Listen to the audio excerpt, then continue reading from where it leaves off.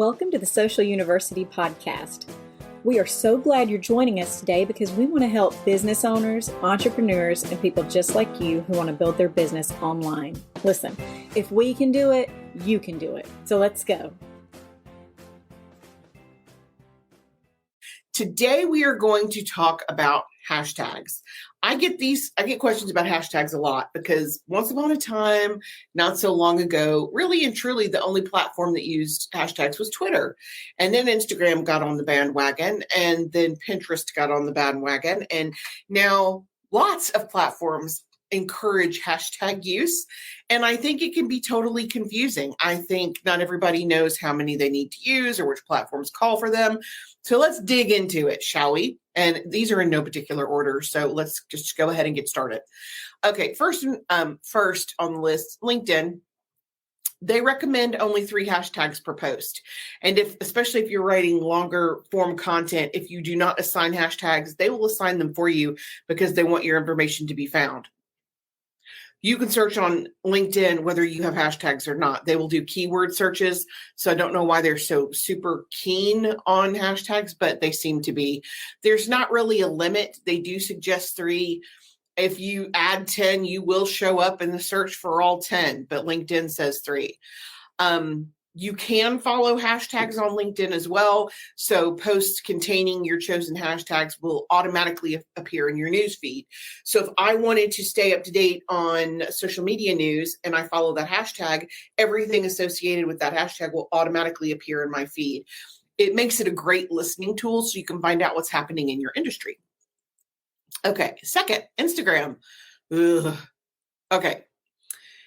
According to later.com, Instagram has recently, and this has been very new, Instagram has recently advised all creators to only use between 3 and 5 hashtags, which I don't know if I agree with. We've actually been beta testing this on ourselves. So at the end of this month, we'll have a much better understanding about the stats and the analytics, if they support 3 hashtags or if, we can still use, you can use 20, but I want to find out, is 3 more effective than 20? I know Instagram is suggesting fewer hashtags because they're saying it makes more reliable self-categorization. So basically they're telling you the fewer you have, the better selection you'll make when you're choosing your tags and not put these random tags that don't mean anything. Well, if you're a business, every tag you've chosen means something. You have the large tags for the industry, you have specific tags for your business, and then you have seasonal tags that matter based on what you're posting, the time of year and the day. I'm not a big fan of cutting back to 3 to 5, especially on Instagram, because that's how people find you. They go down that hashtag rabbit hole. So I will be sure and follow up with you guys at the end of our 30-day test and tell you if it's working. I'm very conflicted about this. We have found that using more hashtags typically yields the best results, but with Instagram really pushing 3 to 5, that's why we're testing. 20 is really the highest with the best average. How many should you use? I would say in the interim, I would use somewhere between 5 and 10 until we can have a solid confirmation of what's really working. And I would use 5 different types, like I mentioned previously, a location, branded, industry, community, and a descriptive, so that people can find your material no matter how they're looking for it. So again, Instagram says 3 to 5 max. We're still testing that, but you can use up to 20. So just bear that in mind. Also, quick side note, put it in the caption. If you are putting your hashtags in the comments, Instagram can no longer see that. Used to, it didn't matter. 6 of one, half a dozen of the other. They could find it no matter where it was. Not anymore. If you do not use those hashtags directly in the caption, they're hidden. So make sure if you're using your hashtags to put them in the actual caption. Okay. And you guys, if you have questions, let me know. I'm happy to stop and answer any questions you might have. Let's say, okay, Twitter. Twitter suggests 1 or 2 relevant hashtags, like your sweet spot. They don't suggest hashtag stuffing or overusing, but other platforms, just like all the other platforms, you can still show up in searches for every hashtag that you use. So ideally, you want to kind of pick through Twitter and see what your competitors are doing, see what your colleagues are doing to kind of see how they're getting found. And I'm going to give you tools at the end of this to show you kind of what you can use to do your own hashtag research. So we will get there. But Twitter, you're looking at 3 to 5 hashtags. Facebook. Okay. Oh, so according to Hootsuite, the optimal number is 2 to 3. I would tell you 2 to 3 is your max, because most of your Facebook users they skew a little bit older, and the older the user, the less they like those hashtags, and they're less likely to use them to search. They're going to do a keyword search, or they're going to search for the business name long before they ever look for hashtag. I have yet to meet any individual that's over 50 that will do a hashtag search at all. Hashtag searches are almost uniquely young. And when I say young, I would say under 40. So I think it's very unusual to have success on Facebook with hashtags. You can search hashtags on Facebook just like all the other platforms. But again, if you have an older audience, that's just not how they look for things. They look based on keyword. YouTube, you can use hashtags. The optimum number is 3 to 5. You can put hashtags in your brand's YouTube video title or the description. You can click on the hyperlinked hashtag to see a feed with other videos that also use the same hashtag. Don't use more than 15.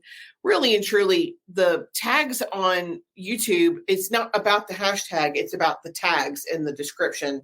So you want to have, and those are hidden. So unless you have a widget installed in your, like keywords everywhere, installed in your Chrome browser, you're not going to see the tags that other people are using, but you can see a hashtag because most people put that in the description of the video or the title of the video versus the actual tags, which are hidden to your average user. Bear that in mind. And I can use 30 tags, 50 tags in my description, not in my description, but in the hidden part where you actually put the tags that Google and YouTube use to search for your video.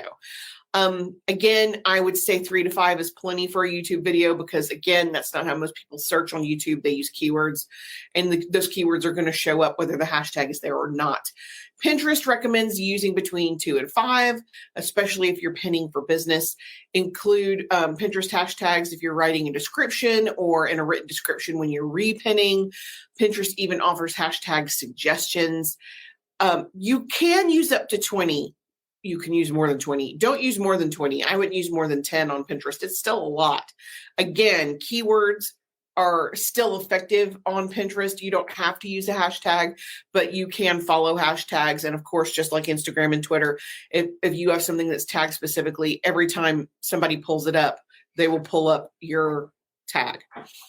Okay, TikTok, last one. It is suggested to use 3 to 5 for the best results. You can use a combination of niche and trending hashtags, and you want to leave space in the caption for hashtags. Here's the deal. TikTok is the most intuitive platform. It has the best algorithm. So if you do hashtag breakfast location and I am searching for breakfast, it will pick up on that one word inside the hashtag. Unlike Instagram, you have to search it exactly like it's written or it doesn't come up.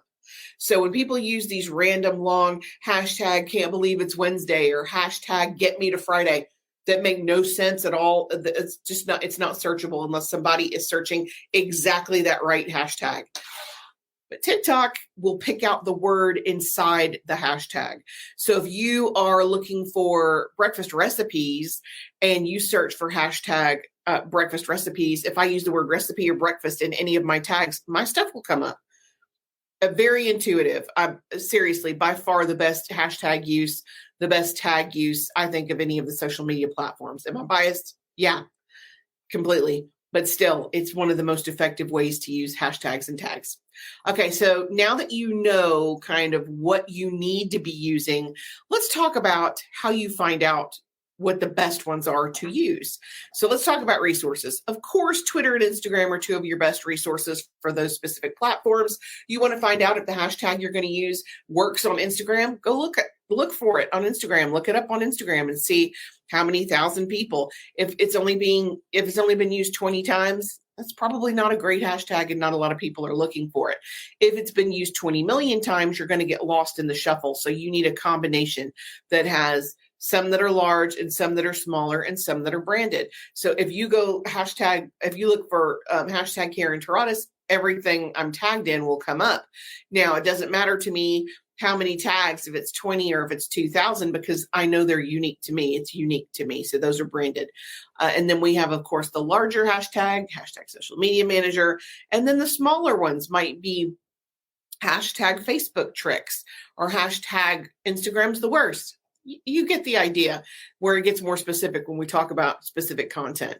TweetDeck is a free Twitter management tool that includes a hashtag research feature. Again, it's free. You can use it for free. Of course, because it is TweetDeck, it is very specific to Twitter research. SocialBee is a hashtag generator that provides the best hashtags for each social media platform based specifically on your content. It is not free, but you have a 14-day free trial, so you can sign up and get the information you need and then bail out. Hashtagify, it shows suggestions and popularity, so it'll tell you how often it's being used and where it's being used. It's the most advanced Twitter and Instagram because it only works for Twitter and Instagram tracking tool. It allows you to find the best hashtags to reach your specific audience. It gives custom suggestions, and it helps you getting to know who your influencers and your competitors are much better in your industry. It comes with several different plans that you can choose from depending on your hashtag usage and your research volume. I've always used the free version without any issue. So if you want to go check it out, it's Hashtagify me is how you search that. And if you guys want to check back on our blog next week, we will convert this into a blog and there'll be links for everything in the blog so you can go check it out. RiteTag, R-I-T-E, RiteTag gives you suggestions from a photograph. It's free, but it can go up to $4 a month. MetriCool is another one that you can use that is excellent, but really to get the most out of it, you need to pay. They do have a free version. They make it easy to choose the right hashtags inside the scheduler, so you don't have to constantly look. You can pick them directly from the scheduler, and it works for any platform, so you can use it across all different platforms to find exactly what you're looking for that specific platform. However, the hashtag research is only a premium feature, not a free feature. So if you want to use it, it's going to be about $12 a month for an individual user. But again, you can sign up and use it for a month and then sign out if you want to. You're really only checking your hashtags quarterly, ideally quarterly, but at least twice a year. So it's not like you have to have this service constantly. You can get what you need and then stop the service.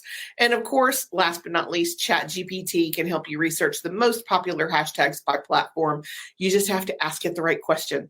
And if you haven't had an opportunity to check out ChatGPT, I highly recommend you do. It is maybe the coolest thing ever.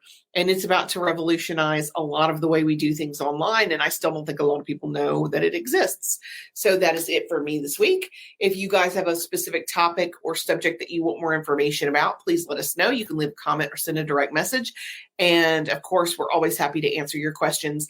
Until next week, I am Karen Taradas with Social U, and I'm here to help. Thanks. Thanks for joining us for the Social University podcast. We hope you enjoyed it. Be sure to follow us on all of our social media at Stay Social U. That's the letter U. And we will talk to you next week. Remember, you've got this.